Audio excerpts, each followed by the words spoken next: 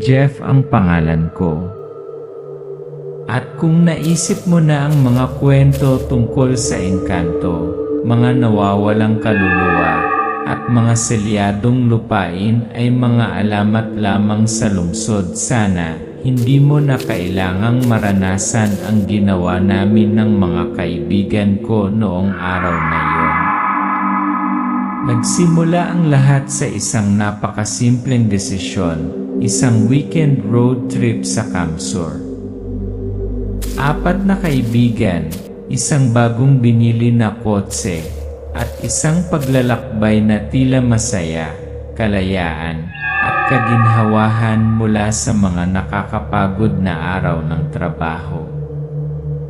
Wala ni isa sa amin ang nakakaalam na mula sa sandaling huminto kami para bumili ng prutas mula sa isang kakaibang batang babae na nakatayong mag-isa sa damuhan, nakatapak na kami ng isang paa sa ibang mundo.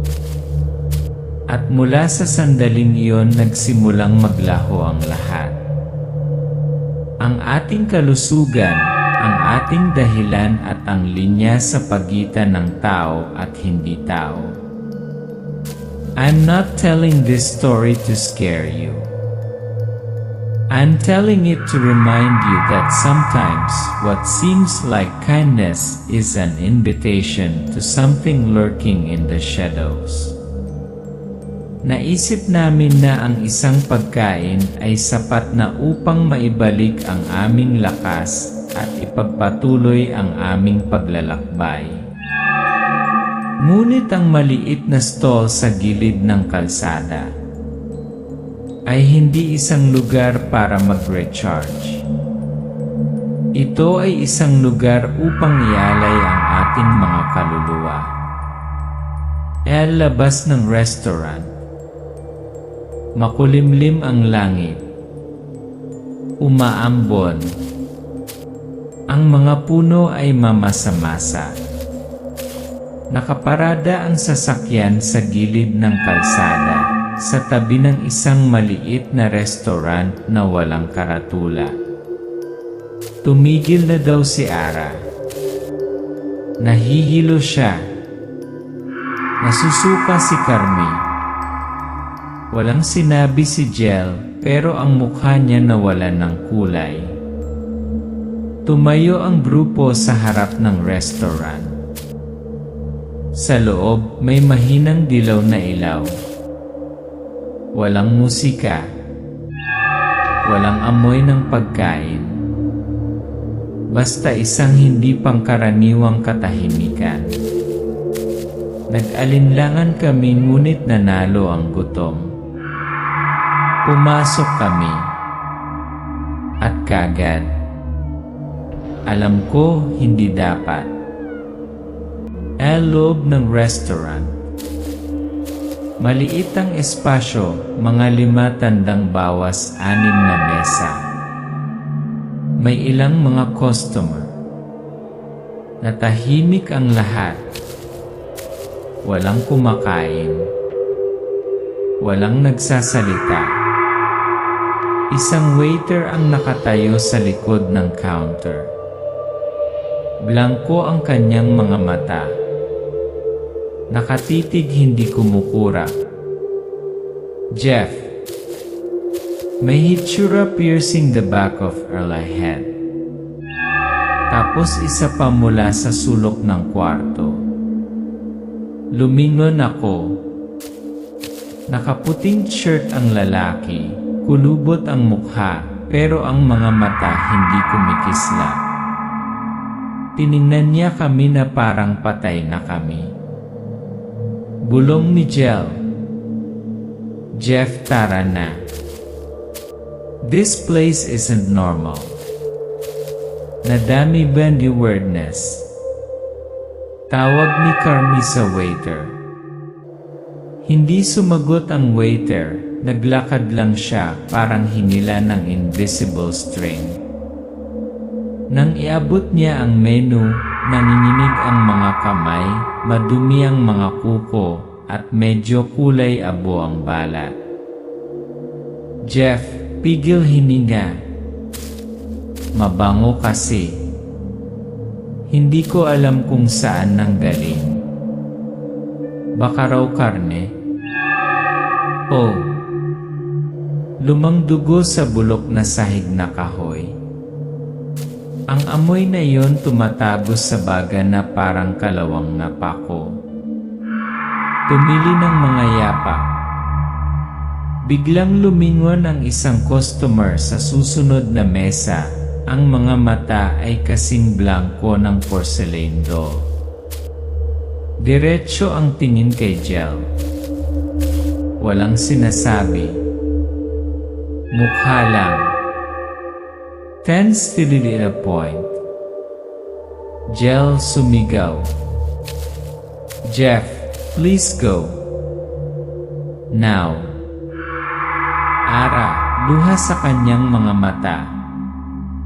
Sila walang anino. Jeff. Wala silang anino. Mukhang nagising ang grupo. Tumayo ka.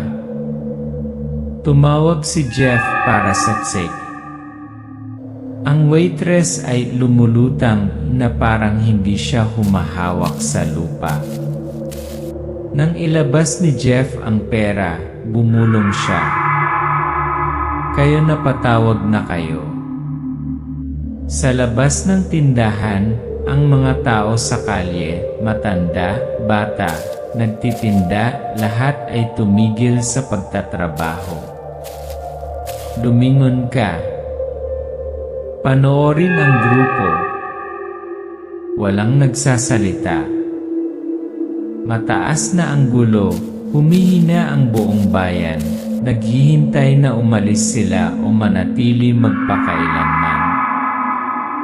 Jeff, nanginginig ang boses. I started the engine. No one dared to say anything. Walang umiyak. Pero basa ang mga kamay ko kahit hindi umuulan. Iyon lang ang unang hinto. Ngunit mula sa sandaling iyon, hindi na kami mga turista. Kami ang mga napili. Tahimik kaming lumabas ng restaurant, walang umimik. Ngunit alam nating lahat sa kaloob-looban. Ang nangyari lang, walang scientific explanation. At ang pinakamasama ay hindi pa tapos. Ekots, rain packing. Sa labas, biglang bumuhos ang ulan. Walang kulog. Walang hangin. Basta diretsong bumubuhos ang ulan mula sa langit. Ang mga wiper ng windshield ay hindi makasabay. Ang mga headlight ay dimmed sa pamamagitan ng makapal na fog. Jeff, sinubukan kong sundan ang iya. Ngunit ang signal ay kumukupas.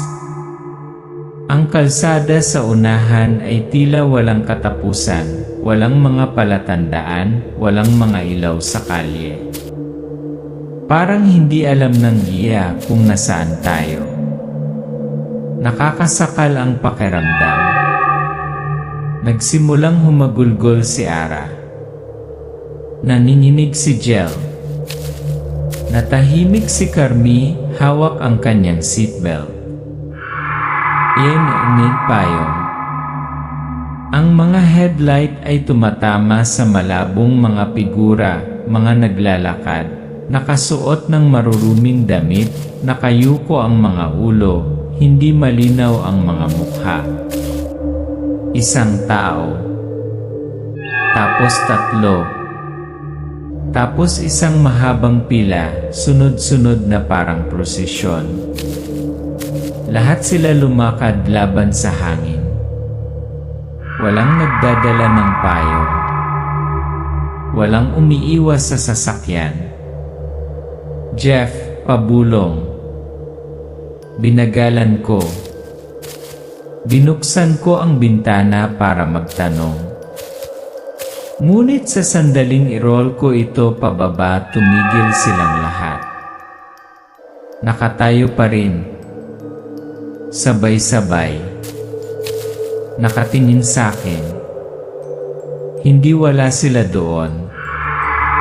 Inapakan ni Jeff ang gasolina at ang kotse ay mabilis na umalis sa takot. Ngunit ang daan sa unahan ay napuno pa rin ng mga pedestrian. Bumalik sila sa parehong lugar kung saan sila nagsimula. Walang makalampas sa kanila. Tila nakaharang sila sa paglipas ng oras. Jel sumisigaw. Tayo ay naliligaw. Hindi ito ang daan pabalik. Ito ang tarangkahan. Ang pakiramdam ng sipaikot sa isang hindi nakikitang mapa. Madaling ignay ito ng mga American audience sa The Backrooms. Damit na loob, pagbabahay, ball ritual. Sumisigaw si Ara na inaalala ang sinabi minsan ng kanyang lola. Kung naligaw ka ng isang gabay sa espiritu, isuot mo ang iyong damit sa labas. Hindi na nila nakikilala ang amoy ng mga nabubuhay na tao. Mabilis na hinubad ng grupo ang kanilang mga damit, nakasuot sa labas, pantalon, kamiseta, kahit na panloob. Sa ulan, sa kotse, sa gulat. Jeff, tumatawa na may sakal na boses. Hindi ko akalain tatayo ako sa gitna ng kabubatan, nagsusuot ng damit sa labas para takasan ang espiritu. Ngunit ito ay gumagana. Ang tunog ng pag-andar ng sasakyan. Ang daan sa unahan ay biglang walang laman. Ang mga pedestrian ay nawawala na parang hindi pa sila umiira. Real encounter, hunting climax. Huminto ang sasakyan sa may madamong gilid. Nanginginig ang grupo. Ngunit pagkatapos may nakita silang tao sa di kalayuan. Hindi tulad ng mga nilalang kanina, lumapit ito, malinaw ang mukha pero hindi kumukurap, hindi humihina.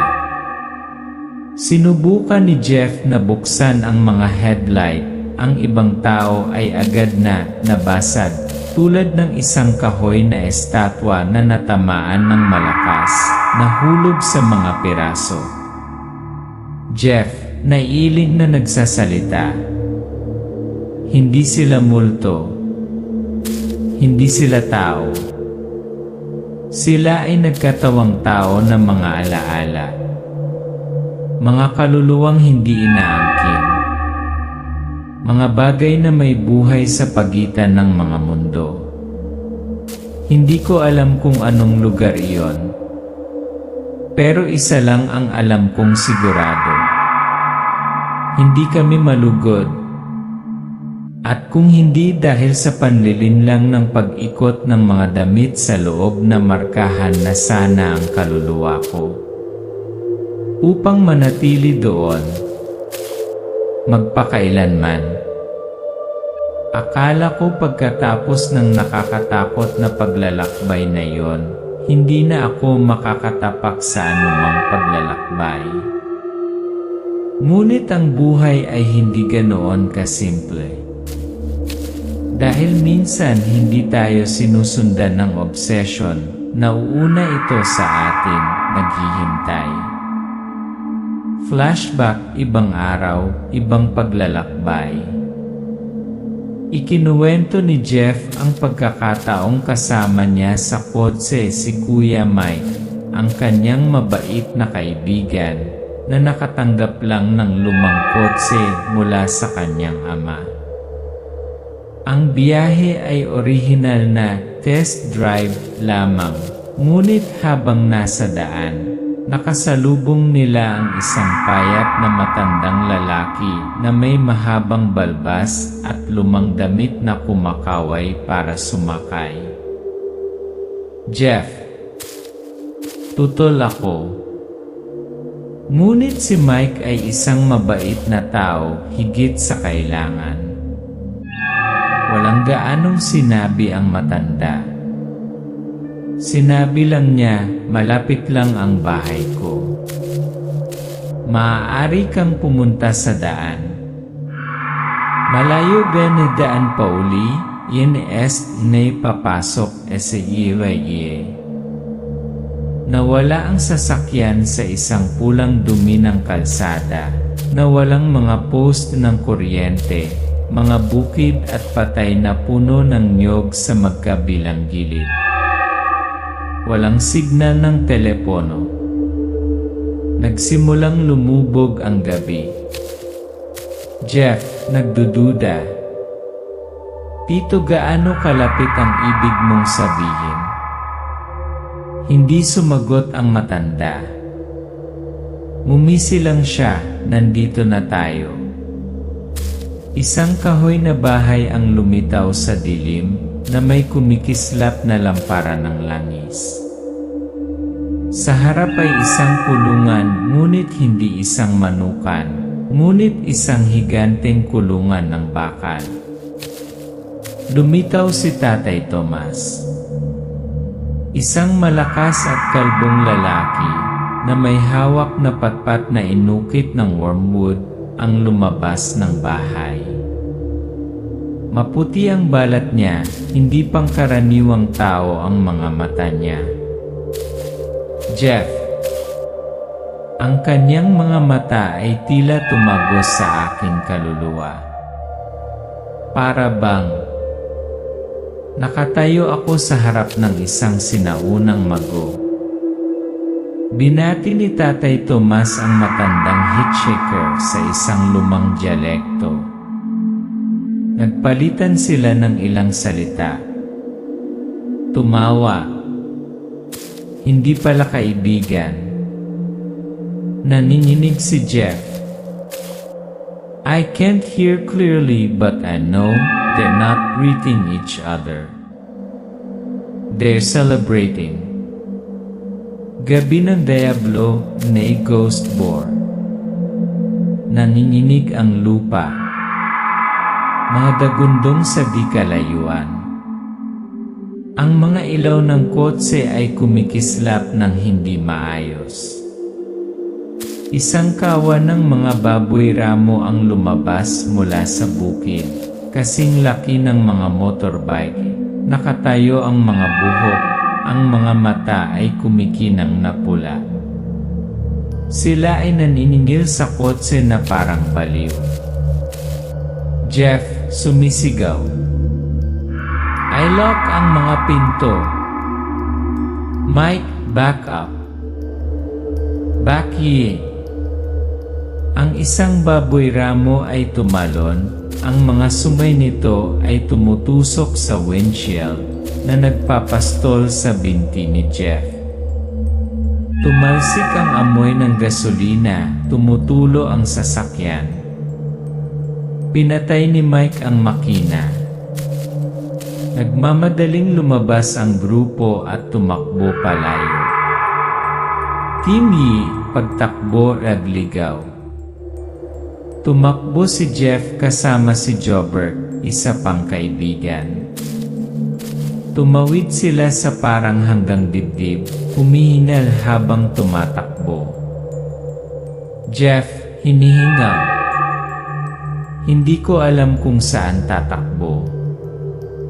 Hindi ko alam kung saan ako magtatago. Ang alam ko lang kung titigil ako, hindi na ako magiging tao." Lend a rescue with Tiva Amulet. Mula sa kagubatan, lumitaw ang isang nasa katanghaliang gulang na lalaki. Ang kanyang ulo ay nakabalot sa isang pulang turban, isang kwintas ng mga ngipin ng hayop sa kanyang leeg ang lumitaw. Sumigaw siya ng malakas sa isang boses na kasing lakas ng isang kampana. Tao spirits, layuan niyo ang mga dayo. Agad namang huminto ang mga baboy na parang nahihipnotismo. Tumakbo sila pabalik sa kabubatan. Sumenyas siya, sumunod ka sa akin kung gusto mong mabuhay. Ipinahayag yan si buhay ay sakripisyo. Sa maliit na kubo ng rescuer, isang apoy ang kumikislap.